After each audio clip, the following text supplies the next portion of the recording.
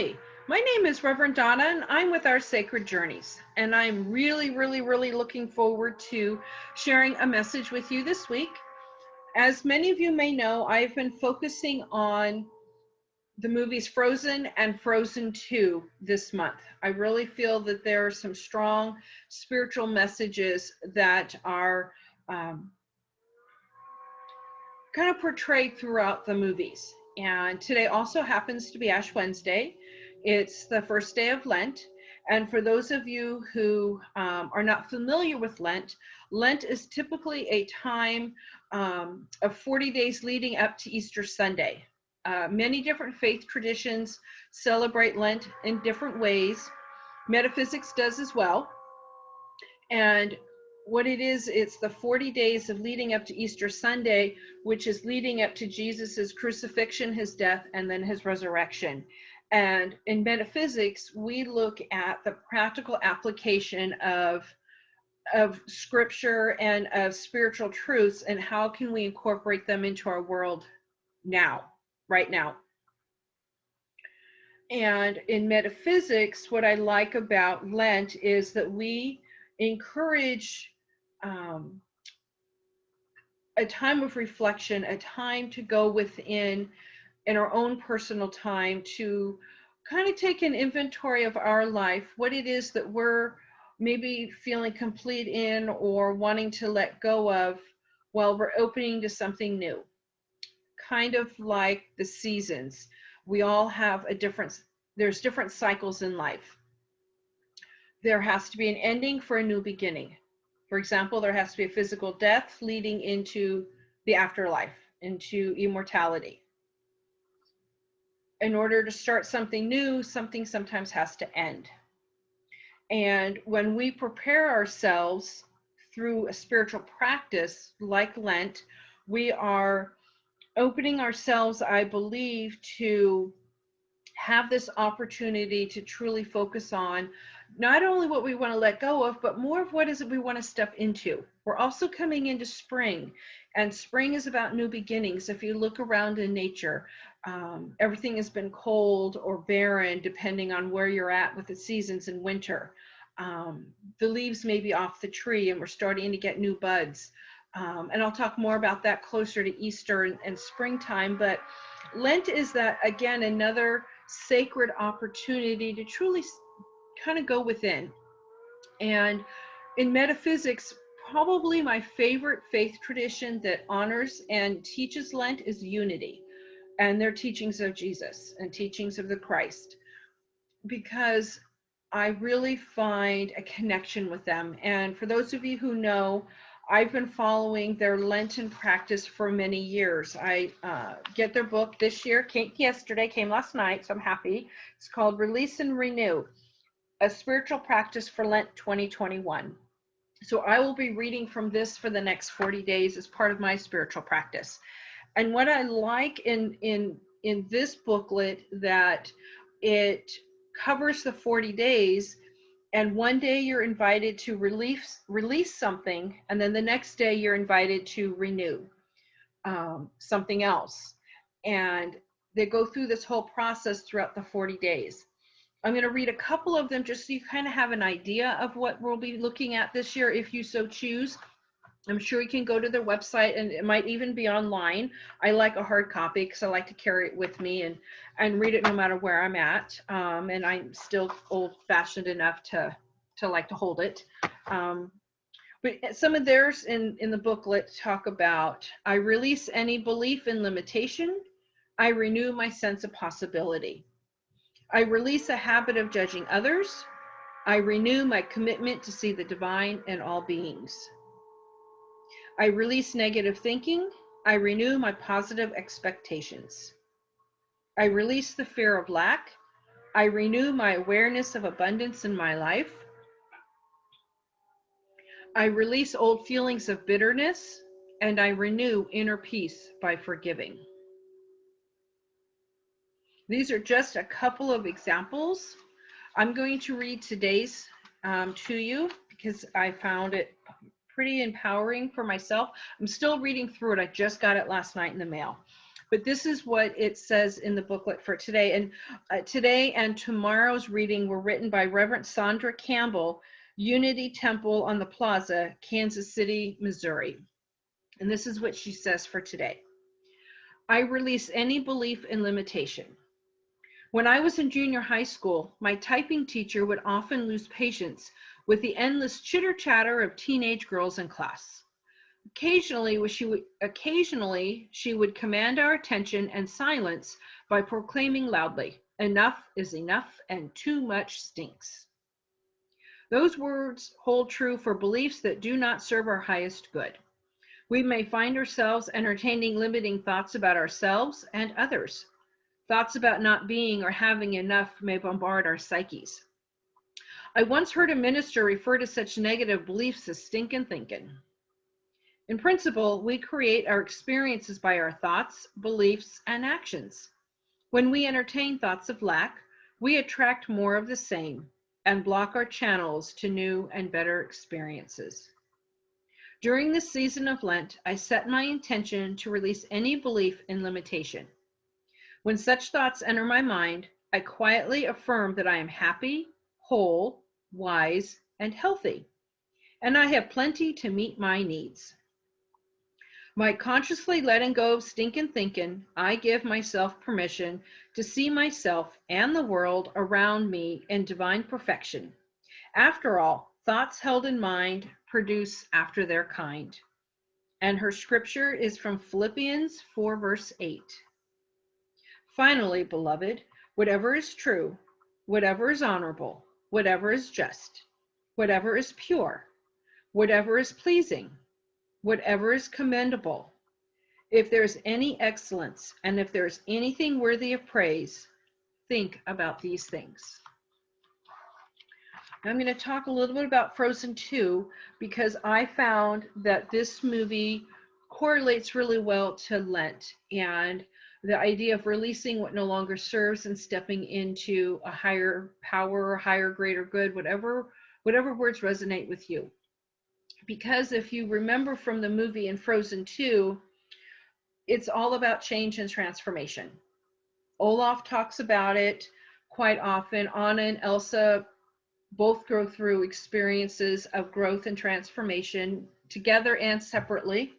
And I believe Kristoff also has, in his own way, an evolution, a transformation. Because in the beginning of the movie, Olaf is kind of reaching, he's kind of having a growth spurt. He's starting to be philosophical and poetic, and he's thinking about deeper things. And he and Anna have a conversation about not wanting anything to change. And Olaf says, but ever since you said that, everything has been changing.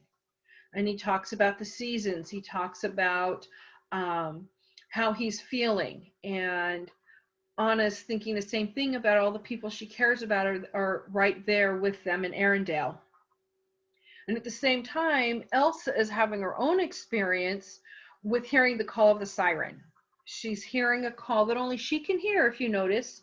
And at least at this point in the movie, she's the only one that can hear this call. And she's trying to do everything she can to avoid it. She's wondering if this call is trying to make her make a bad decision or take her away from what's true. So she's really, really struggling with this, and she's trying not to share it, if you notice. And she finally, just before everything kind of happens, she finally shares with Anna, but it's not until she's awoken the spirits at the Enchanted Forest. And it was a beautiful song that led to that, Into the Unknown. And I think sometimes when we're taking that journey within, we're entering the unknown. We're figuring out who we are on a deeper level, and that can be a scary place sometimes. So as the movie progresses and Elsa's realizing what she has to do, and then Anna and Kristoff and Sven and Olaf go with her on this journey, they still make the journey separately, even though they're making it together. How often do we resist change? Just like Elsa was trying to resist. I'm not going to answer your call, siren. I'm not going to answer it. I'm turning away. I took an oath to Arendelle. All these things. How often do we resist change? Or when we're starting to feel a call, or a nudge forward on something, how often do we say, not yet, I'm not ready, whatever reasons may be? I think for me especially, I can say I've had those moments where it's been scary, not sure I want to step into what's next. Done everything I could to dig in my heels, not see it, look the other way, whatever it may be. So in the beginning of the movie, everyone's resisting change. Olaf's starting to figure out that change happens. He's talking about transformation, even though he doesn't quite understand what that is. He's trying to figure out coping skills, if you notice in the movie, and he's trying to figure out how to handle things when unexpected things happen that you're not comfortable with. And how do you face your fears? How do we be fearless in this moment? If there truly is a yearning that's calling itself forward from within you, that's never going to go away. We can numb it, try and ignore it, but it's there. It's there until we have to deal with it, whatever it might be. Whether it's a health issue, a financial issue, a relationship issue, a career, spiritual, whatever it may be, there will come a time where we're called to face it. And that can be an uncomfortable time. And just like Elsa had the support of Anna and Kristoff and Sven and Olaf and then others when she gets to the Enchanted Forest, I believe we all have that same support system. Maybe different people, different experiences, but they're there if we truly are open to it. But we have to engage. It's kind of like Elsa asking to take his wagon and Kristoff saying, I'm not comfortable with that. And he went with her. And then, of course, Anna went and everybody else went. It's a communication, and it's important. And there's also a time in the movie where Elsa's decided she has to go to the Enchanted Forest, and Grandpappy, one of the trolls says, leader of the trolls says, we thought for a while that Elsa's magic was too much for this world, and now we must pray that it's enough. I think we sometimes wonder about our own abilities. Are they enough? Will they be there for us when the going gets tough? Or when I'm finding the courage to step into something new, which could be going within and finding that inner courage to do that. Very powerful. As they enter into the journey to the Enchanted Forest, and they're doing it for a couple of reasons. So I'm going to ask us to take a look at how that reflects in our own life. This journey to the Enchanted Forest to save Arendelle and figure out what happened in the past is also a journey for us to go within for transformation, whatever that might mean. It might mean a healing of a past trauma. It could be letting go of something that's no longer serving. It could be a grief experience. It could just be a time to step into a greater yet to be that's all good, and it's just hard to say goodbye to the comfortable and the known to step into something new. So I do believe that this movie is an invitation, just like Lent. It's an invitation for us to look within, go to the journey within, turn within, see what it is that you're ready to let go of to embrace something new. And while we might have some anxiety about it or some uncertainty, what if we also had some anticipation and some excitement? I might have shared this before, but I used to have a really, really uncomfortable issue with butterflies in my stomach before I was about to do something that I was excited to do, but scared to do at the same time. And I had a practitioner, my very first practitioner actually, and she was with me for a very long time. Until she made her transition many years ago. We were having a conversation one day, and I was once again struggling with stepping into my power and saying yes to an invitation that I was really excited to do, by the way, but really scared about my abilities. And she said, this is what I want you to do. I want you to turn within and tell those butterflies that are making a mess of your stomach that it was time for them to get into formation because you're about to fly. Allow that energy to be transformed into a powerful energy to help you fly, to help me step into saying yes when the universe was offering me something fabulous and amazing. I was just unsure in that moment, just like the rest of us. So all these years later, I've never forgotten that. So when my stomach has that churning and I'm feeling those butterflies, I tell them silently to get into formation. We're about to fly. And every single time they do. Every single time they do. So I've encouraged and incorporated this process into my spiritual practice. So I'm going to ask you to do some reflection and find out what it is that you want to do differently, what you want to embrace, and use your spiritual practices that are meaningful to you. Prayer, affirmations, forgiveness, journaling. Pick up a book that you want to read that might be encouraging or give you more information, or set that foundation for spiritual truth. Whatever that spiritual practice is for you, I encourage you to utilize it. Call someone, call a practitioner, call a special friend, someone who you know can listen and will listen and be encouraging.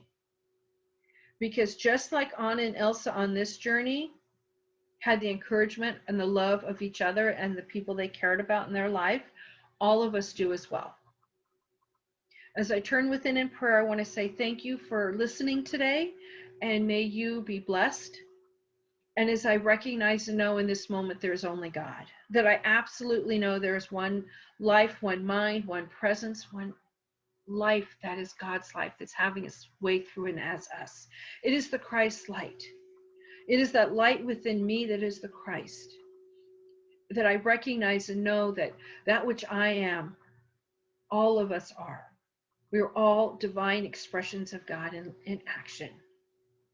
That I recognize and know as we enter into this sacred time of Lent, that I recognize and know that as things are changing, as my heart and mind and beingness is being invited into the sacred time of transformation, that I step into this time with an open heart, an open mind, with that willingness to grow and evolve and change.